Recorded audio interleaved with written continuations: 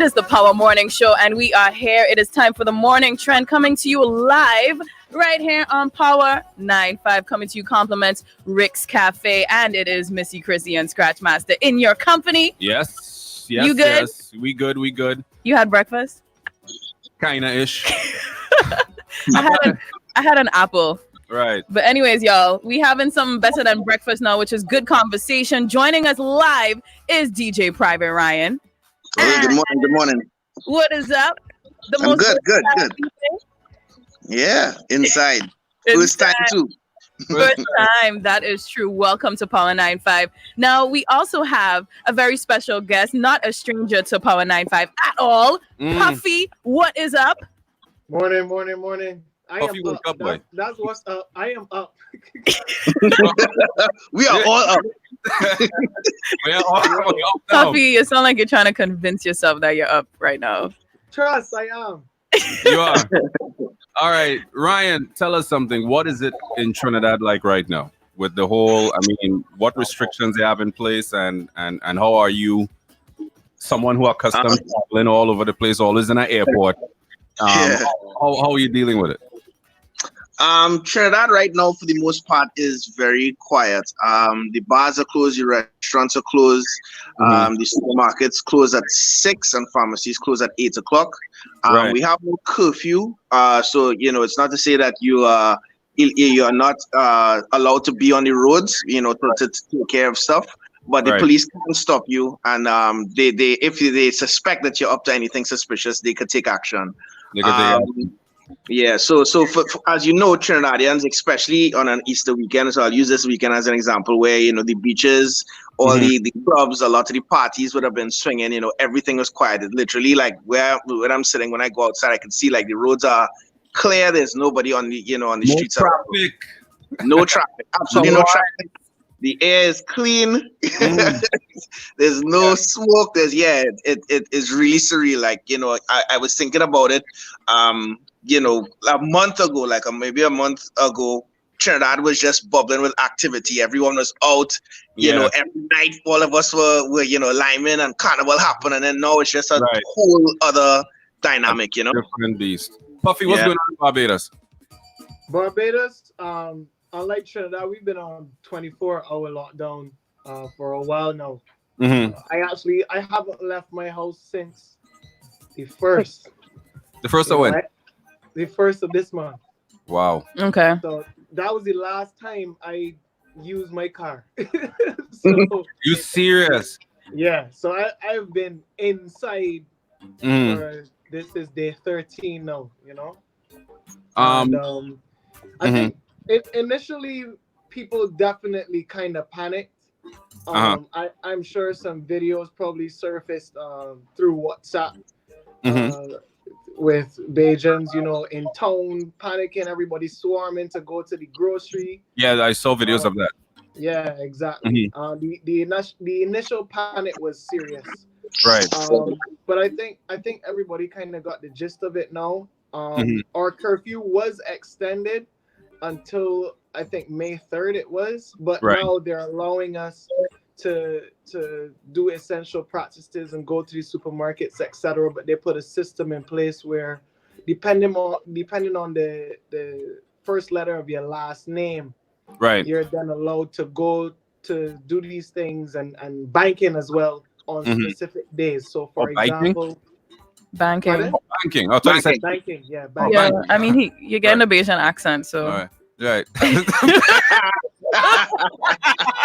You know how it goes. Oh God, don't love me now. No mercy. So for example, my last name begins with P. I'm allowed to go to the supermarket, I think, on Tuesdays between the hours of 1 and 4. Right. And then for me, my banking day would be Friday between 8 or 9 and 1. Right. Interesting. So it's just a matter. Yeah, it's really. So are the lines crazy when that happens? Sorry, are the lines crazy with that system that they have in place right now? We don't know yet. This is being implemented from Wednesday, I think. Oh, from Wednesday. Okay. I think we're on lockdown still up until Wednesday. Ryan, let me ask you something. What is the biggest challenge for you with what is going on right now? The biggest challenge for me would be uncertainty. Because for different aspects. So, for example, my event schedule, meaning my events, which would be Soca Brainwash, the press plays, all those things. There's no way that I can plan them properly without knowing what the restrictions are going to be in a couple months. So we already know basically what the summer's looking like, but we don't know what October, November, December, even Trinidad Carnival, we don't know. So it presents a major challenge in terms of really fleshing out something properly, something as, let's say, for example, as significant as Soca Brainwash Trinidad. Right. And as a DJ, you literally don't know. I mean, you could kind of forecast that. I actually don't foresee myself traveling until when? Until probably maybe October. Because if you look at it, and I say maybe because look at it, April is already done, so everything is done in April. May is a write-off as well too. June is looking well in the major territories. In Toronto, June they've canceled all events in June. I don't think. So Caravan is also cancelled. So take that off of the calendar in July as well too. St. Lucia is now gone. Bermuda just announced that it's cancelled. Hollywood is cancelled. 4th of July, we'll see what happens. I'm done, man. Scratch, I don't know. Right? I have hope for Spice Mass still. I have hope for Grenada. So the last three to announce, honestly, the last three that are holding on to hope is Crop Over. Actually 4. Antigua, which hasn't really announced yet, but I know what they kind of what they're thinking. Notting Hill, which I think would be I don't know if Notting Hill. I mean, London is one of the epicenters, and Notting Hill is like over 1 million people in the streets. For cases, and Grenada, and we'll see what Grenada's saying. Yeah, I have hope that we're gonna be playing a serious mass in Grenada come Spice Mass in August. Now, Private Ryan, because of course you have events and all these sorts of things. So if it is that, let's say you end up having Soca Brainwash in New York for Labor Day weekend, do you see yourself possibly scaling down the event because some people may not have as much disposable income as they would have normally? Or do you think they will come out, but you have to be mindful of what's going on. So like it's just really a monitoring what the dynamics could be, because then if I can't do, let's say, a Soca Brainwash, you could do a scaled down version of an event. And I say that because you don't know people's disposable income. You also don't know what restrictions will be in place. What they may not even allow thousands of people to be in the same place in August. At that point, they might have only gatherings of under 500. Then that can't be a Soca Brainwash. It'll have to be something else. So we have to see. That's what I'm saying. The hardest challenge is that I can't even answer these questions properly. There's no way I'm gonna do it. We're gonna have a lot of pop-up parties once we know what we can do. And Puffy, you have an event for Crop Over too as well, right? Yeah, I do. What are you thinking so far in terms of that event? Like, if it does happen, do you think you're gonna have to scale down as well? I hope not, but it's definitely going to be something to consider, as Ryan said. You know what I mean? We just want to comply with all the rules and regulations. So if it's necessary and we're advised to, we would do what we have to do. Right. I mean, so what are you doing in your spare time? I mean, right now, the one thing all DJs have is time. Right? Like, hey, what are they doing? We're not. What are you guys doing in your spare time to probably try to remain creative and so on and so forth? I'm doing over my whole music library, so I'm actually in the process of everything I had before. I'm kind of just reorganizing it and making new ways to play and all those things. I'm making new beats as well. So after coming out of Feely Love and the Tedderson and all those things, I've already started working on a lot of different stuff. I hear you cooking too. Yeah, I'm cooking too. Like honestly, I am cooking. I've been challenging myself to make new things every single week. Something I've never made before. So what was last week's new thing? Last week, what did I do? I tackled plantain pie. And tackled it. So you use the green plantain or you use ripe plantain for this pie? Nah, green plantain. Oh, okay. 'Cause I'm like a very sweet plantain pie might be interesting. Okay. Yeah, and today I'm gonna make. I never made hummus, so I'm gonna see if I could figure out hummus today. Well, I'm gonna tell it, Teddy. Chef let me Private tell you, Ryan. we interviewed Teddyson John last week, right? And Teddyson John trying the cooking thing. Guess what Teddyson say he was trying on that day? Boiled corn. Fantastic, right? Yeah. Fantastic. Yeah. Fantastic. Corn boil. Puffy, are you cooking as well? Cooking what? You going chefette? Speechless. Yo, Chefette close. Chefette close now, dog. You know. How are things Bayesian in surviving Barbados with Chefette serious close? when Chefette closed here? Say that again. How That y'all was the surviving with that? I think that was what really threw people into a frenzy because Chefette closed. It's equivalent of KFC being closed in Trinidad. Like that Right. never happened and it's closed right now. So it's serious when KFC is closed. You had to cook. You have no choice but to figure out how to cook. For those of us, who ain't doing it as much, that is so crazy, y'all. Ryan, tell me something. How challenging is it? Forget COVID-19 and coronavirus. How challenging is it for you to execute Brainwash, and how did that start about? Because I know it was a mix first, and ended up growing into this event. This big. Well, it was always meant to be, to evolve into like this festival type event. From year one, if anyone who's been following, I had the tagline, "The World United Soca Brainwash," and I made it this massive, this day party vibe. I always wanted to grow it into something significant on the Carnival Saturday. Now, as the years have gone by, the event, especially in Trinidad, it's grown everywhere else as well too, but Trinidad being the mecca, has grown, by strides every year. So, it's always a challenge to reinvent it. The planning cycle is longer, so it takes us a full year to plan, what would be the end product, on Carnival Saturday. So as I said, now with a lot of uncertainty, it kind of sets us back a little. And in terms of how we would have been running things, like let's say, for example, less than a week from now, we're supposed to be Soca Brainwash Jamaica on Friday. And we're all boom. I knew that you said that for this year, you were going to execute themes around places in the world, correct? Right. So it was supposed to be the year of the destination. So all that, I have to now revisit that because I had the idea to do every one as a destination, but some of these themes are now put on ice. So now, because I had what I knew, what I was going to do next year, where does that put, let's say, Jamaica, Rio, or Spring? That's not what I'm going to ask. I mean, is it that you're going to execute them still at a later date, or just forget about it altogether? I mean, some of us. I wouldn't forget about it because there was work that was put into it already. So there was already research that started to go into all of them, and I really do think that we could, when the world does come around to, a safer place, that we can do it.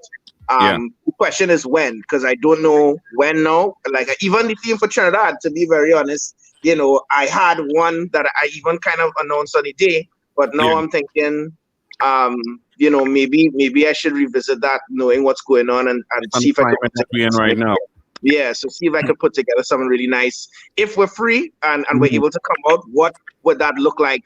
What would be the first major Soca Brainwash after that look like?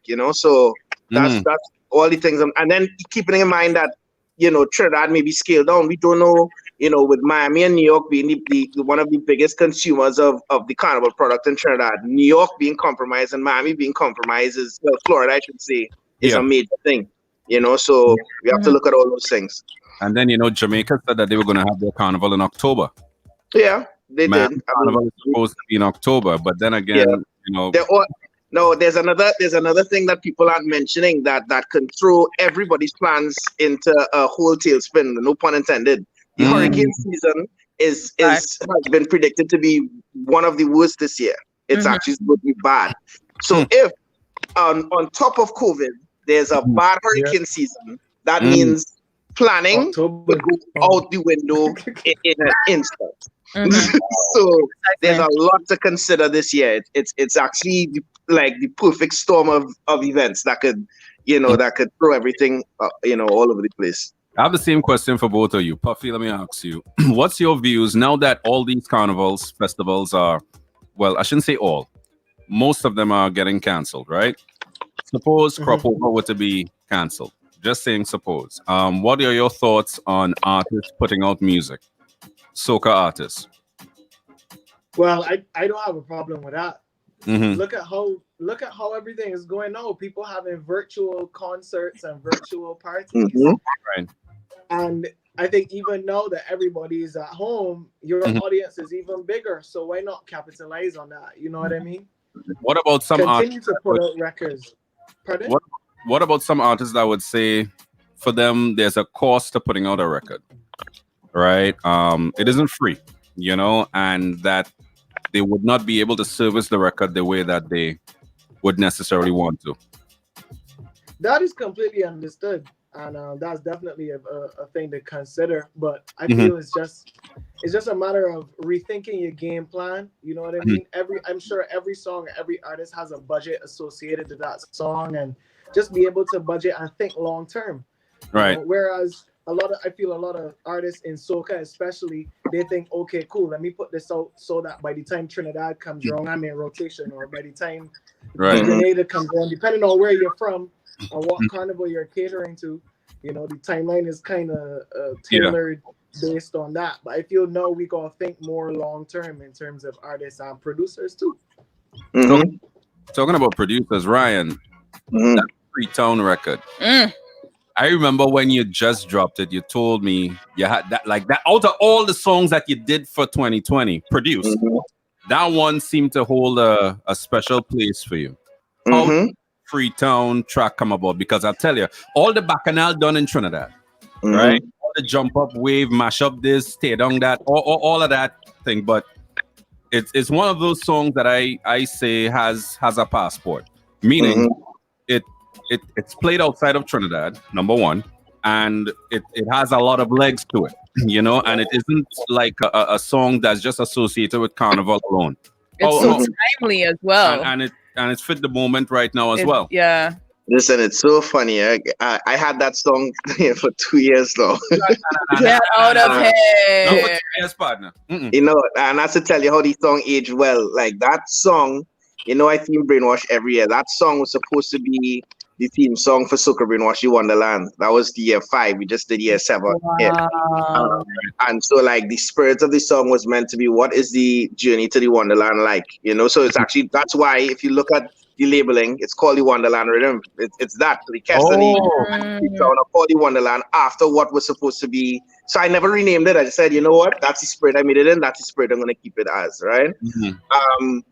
And making it, I wanted to make something that was timeless. I wanted to make something that resonated with people across the globe. No matter if you listen to it, it spoke to a particular spirit. It also described what carnival means without saying the word carnival. It is like this, which is why you hear certain things. Million people coming down dancing to a song. There are a lot of different things that are in it that actually speak to what our freedom is, what our culture is, what the actual, what is actually needed in this world. And then it came at the right time.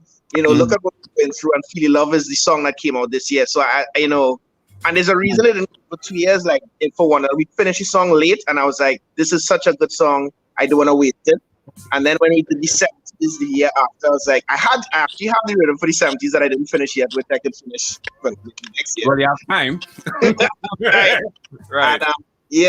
And so like, when we had it, it's like, this is the right time to release this, and we released it, and the response is still like, even in the charts, all these soca songs came out the charts, and then Feel Love is still there, and then people are calling for them, but it's unfortunate they can't travel the way that they would have. But I also say that everything in its time, because good music doesn't die. Some songs that have been out for 3-4 years then rise to be major hits, eventually. So I mean, there's that too, Yeah, that's a valid point. Good music will stand the test of time regardless. Now let's talk about soca for a second. We've been hearing Marshall Montano talk for a while now about having soca recognized on a global level. Are you guys also part of that movement, and what does that really mean for you? Puff, you could go first. Yeah, I mean, Soca is something etched in our DNA. You know, I think I can speak for both of us on that specific point. And wherever I go, I definitely try to drop in, if not a soca song, a remix of some sort. Right. Because at the end of the day, you're still representing. I'm still representing not only my country but the region. You know, so definitely, we would always, as Erfan said, push the soca global wherever we go. Right. And I don't see that being an issue. Yeah, soca being recognized comes down to numbers. You know, the platforms that exist now don't recognize it because in terms of album sales and streams and those things, we're not up there with other genres. So, you know, on the other end, while being recognized as a genre, you know, soca being recognized as a genre is a thing. Soca also can rise to be its own power. You know, it's like let's say Afrobeat has its own music industry. They are a multi-million-dollar industry on their own. Right. So soca, in terms of what it is, may not necessarily be understood by the masses because they don't understand what carnival and the road is. I mean, not to say we make content like that, because I think the secret to soca is balance. It's the same with all music. The secret to dancehall, to hip hop, to soca is the variety in the music. And I think once we focus on making varied sounds under one umbrella, it will rise together. You know, so there's background music, there's conscious soca, there's groovy, there's power, there's all kind of different things for different people. You know. Yeah, I think this year had a good balance as well because at one point it was leaning towards, at least in Trinidad, it was leaning towards groove a lot, right? And now with the influence of the smaller islands like Grenada, St. Vincent, and so on, I noticed a greater effort on artists with regards to power. I mean, look at Lyrical. Marshall always used to give you a power record regardless. Yeah, Marshall's power catalog is pretty heavy down here. Every year he drops a power, you know. But you know, it's really good to see that the balance and to see the smaller islands getting love in Trinidad as well. And I know you, for instance, Ryan, and Puffy as well, you all have been to almost every carnival regionally. So, you know, the fact that you would take like the best that you would see, because, you know, sometimes for some songs, you don't really get the gist of it unless you're in the festival itself. Right? Emailed a song and listening to a song versus being in the country when the song is at its prime amongst the people it represents. Yeah, it's different. It's a different It's two different totally different. I always say soca is a memories music. What powers soca a lot is the fact that people have memories associated to it. So when people, you know, they get a certain emotion, you get a certain reaction, is because you have a memory of dancing with this person or being in this fete or being in this moment. And so, like, you know, the build-up of these memories is what makes the soca music. So perspective is a big part of, because you can listen to a song, as you said, you can listen to a song in your email, and being there is a totally different thing. You know, it's amazing. Now, Puffy, you have obviously traveled all over the world to places that don't even know what soca is. As you said, you try to always introduce some sort of song. Now, how do you maintain your exclusivity? Because let's be real, within the Caribbean community, Puffy and Ryan are probably two of the most exclusive DJs ever. You know what I mean? And I know there's a lot of young DJs that tune into Power 95. They listen to us in the morning time and they want to know, how do you maintain that level of exclusivity? I think it goes down to mindfulness and being. I think brand awareness is definitely a very serious thing to consider, especially in an industry so small. You know, when it comes to the carnival circuit and the soca industry, the Caribbean circuit. Brand awareness is key, and you have to know, okay, cool, if I'm in this territory, basically for carnival, the same people going to the same fetes, you know. And I had that conversation last week with somebody where they said the same thing, and you gotta be mindful of that and say, okay, cool, how do I not stretch myself so thin but still over a weekend place myself in the areas that I need to be in, or that I would associate best with my brand, you know. And that is key.